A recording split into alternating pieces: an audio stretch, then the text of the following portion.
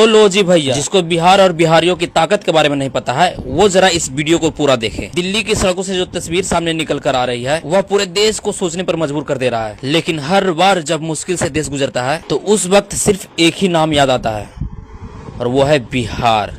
जंतर मंतर में अभी बिहारियों की जरूरत पड़ा है, तो प्लीज बिहारी लोग कहाँ पर हो, तुम लोग जल्दी आओ।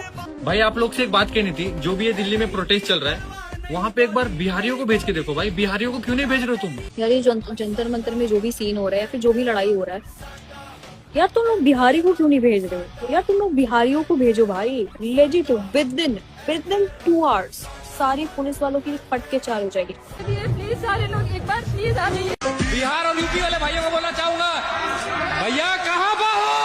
अब आओ। सारे बिहारी दिल्ली आ जाइए। आप दिल्ली आएंगे तो मैं भी बिहार आऊंगा। हम कितना भी एक बिहारी को गाली दे रहे हैं, लेकिन हमें पता है आज ये प्रोटेस्ट में किसकी